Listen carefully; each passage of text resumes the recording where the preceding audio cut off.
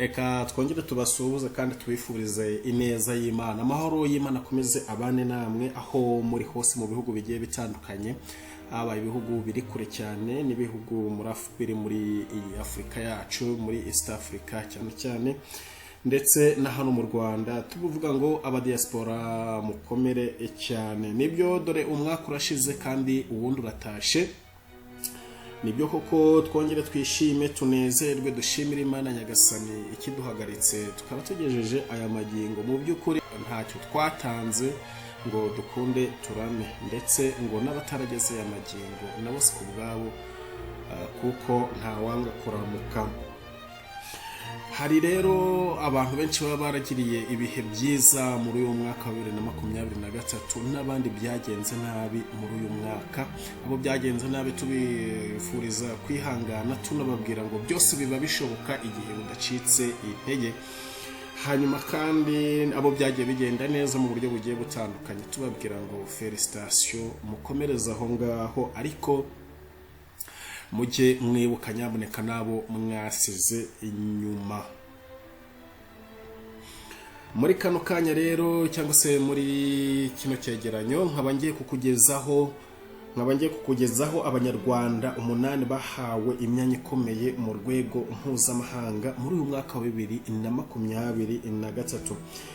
Mu gihe rero u Rwanda n'isi barimo gusoza umwaka wa 2023, iterambere rirakomeza kwiyongera, harimo no kuba Abanyarwanda bagenda bagirirwa icyizere gikomeye, bagahabwa imyanya ikomeye cyangwa se bagatsindira imyanya ikomeye yo kuyobora ibigo ndetse n'imiryango bikomeye ku rwego mpuzamahanga. Nk'uko nari mbivuze rero, iyi nkuru igiye kuba igaruka ku Banyarwanda 8 bose bahawe cyangwa se bamonye akazi cyangwa se batsindiye akazi mu bigo bikomeye ku rwego mpuzamahanga, mu bigo ndetse n'imiryango muri uyu mwaka wa 2023.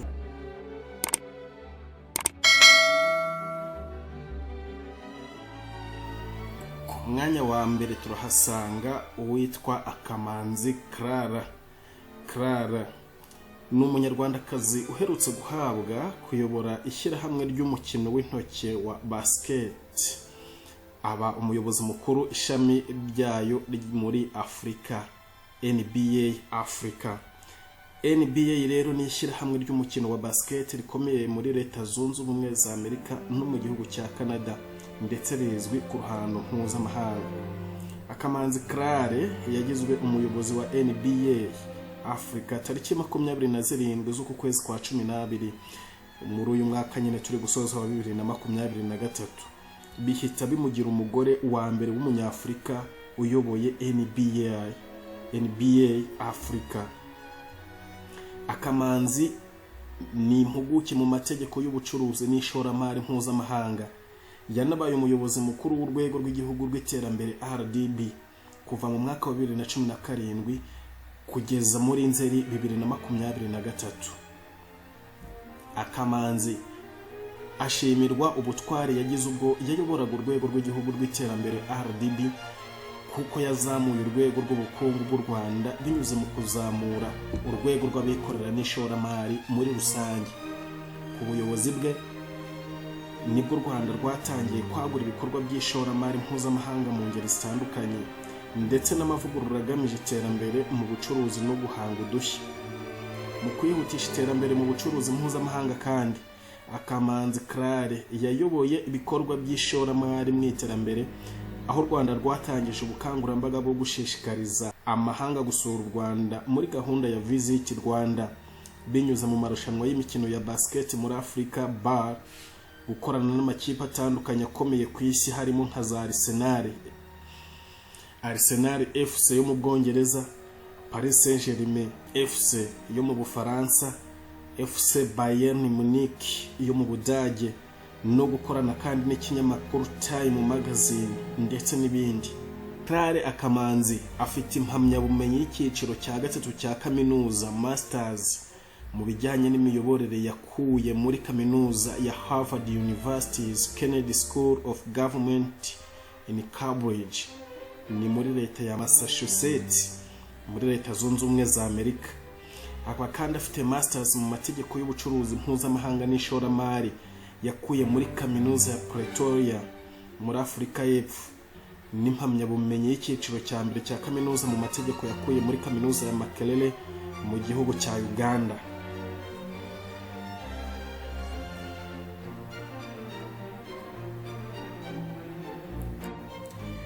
Ku mwanya wa kabiri turahasanga Dr Ngamije Daniel. Dr Ngamije Daniel yahoze ari minisitiri w'ubuzima mu Rwanda. Yaje guhabwa umwanya wo kuyobora porogaramu yo kurwanya malaria ku isi mu ishami ry'umuryango w'abibumbye byita ku buzima OMS. Dr Ngamije kandi yahawe inshingano zo kuba umuhuzabikorwa wa gahunda yo kurwanya no kurandura malaria ku isi. Ngamije yabaye minisitiri w'ubuzima mu Rwanda kuva muri Gashyantare 2022 kugeza mu Gushyingo 2022. Muri icyo gihe Dr Ngamije yayoboye gahunda zirimo kuzamura urwego rw'ubuvuzi, by'umwihariko ibyo kurwanya icyorezo cya COVID-19 cyari cyugarije u Rwanda n'isi muri icyo gihe. Muri ibyo bihe nk'uko na OMS yabimushimiye. Mu yindi mirimo yakoze kuva muri 2018 kugera muri 2019, Dr Ngamije yari ashinzwe gahunda y'igihugu yo kurwanya malaria n'indwara zititabwaho mu ishami ry'umuryango w'abibumbye byita ku buzima OMS mu Rwanda. Dr Ngamije ni inzobere mu gusuzuma indwara n'ubuzima rusange, afite uburambe bw'imyaka irenga 25 mu rwego rw'ubuzima, aho yakoze mu mavuriro atandukanye, mu bitaro n'imishinga yerekeye ubuzima mu Rwanda ndetse no mu karere. Mbere yo gukora muri OMS, Dr Ngamije yakoze imyaka 10 mu rwego rwo gushaka inkunga zitandukanye zo gushyira muri gahunda z'ubuzima muri Minisiteri y'Ubuzima ariyo Minisante n'ikigo cy'igihugu gishinzwe ubuzima RBC. Dr Ngamije kandi yabaye umuhuzabikorwa wa Global Fund muri gahunda yo kurwanya virusi itera sida, igituntu na malaria. Yabaye kandi umuyobozi ushinzwe gukurikirana imishinga muri Minisiteri y'Ubuzima.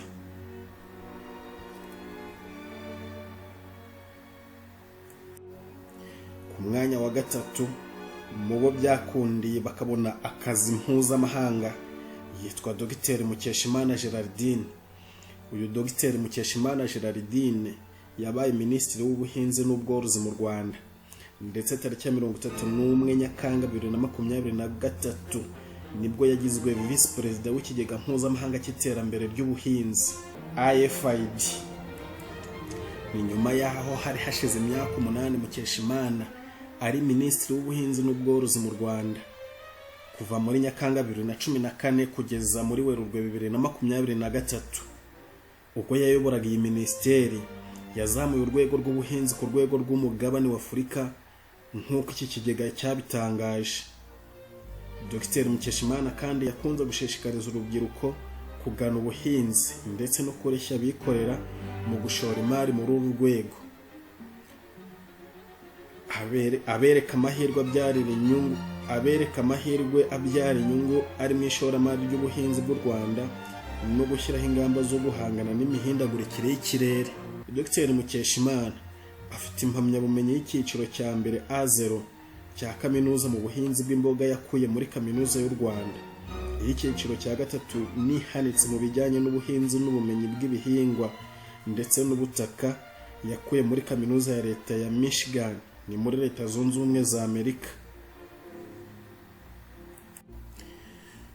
Ku mwanya wa kane turahasanga Ambasaderi Gatete Claver.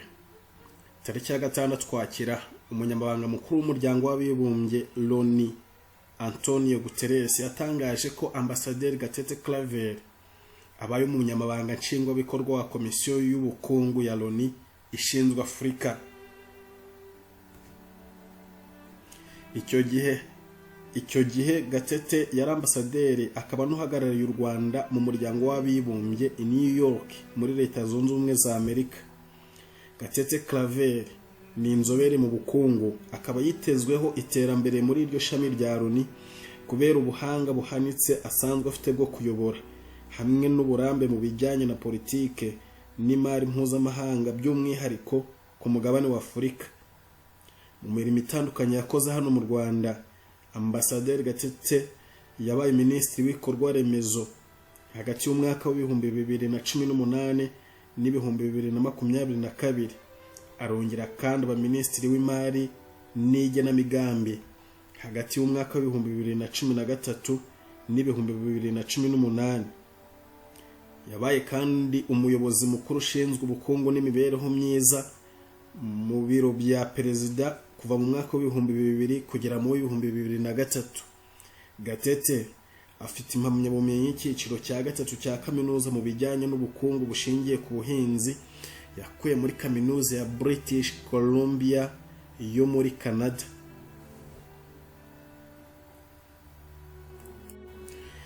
Ku mwanya wa gatanu turahasanga umunyarwandakazi yitwa Rwanyindo Kayirangwa Fanfan. Ku itariki ya 1 Ukwakira uyu Fanfan Rwanyindo Kayirangwa yatangiye imirimo ye mu muryango mpuzamahanga wita ku murimo ILO, nyuma yo kugirwa umuyobozi mushya ushinzwe umugabane wa Afurika, akaba n'umuyobozi mukuru wungirije muri uwo muryango. Mbere yaho Rwanyindo yari minisitiri w'abakozi ba leta n'umurimo mu Rwanda. Uyu akaba yaragize uruhare rukomeye mu kuzamura urwego rw'imirimo y'igihugu ndetse na politike y'umurimo. Yagize uruhare runini mu guteza imbere umurimo unoze n'ubutabera mbonezamubano nk'uko byatangajwe n'ibitangazamakuru mpuzamahanga na ILO ubwayo ku itariki 4 Ukwakira. Afite impamyabumenyi y'icyiciro cya 2 cya kaminuza A0 mu by'amategeko yakuye muri kaminuza y'u Rwanda, hamwe kandi n'impamyabumenyi ya masters mu by'amategeko yakuye muri kaminuza ya Witwatersrand yo muri Afurika y'Epfo. Mu mwaka wa 2004 yagizwe umucamanza mu rukiko rukuru mu Rwanda, ndetse mu mwaka wa 2013 yari vice perezida w'urukiko rukuru rw'ubucuruzi.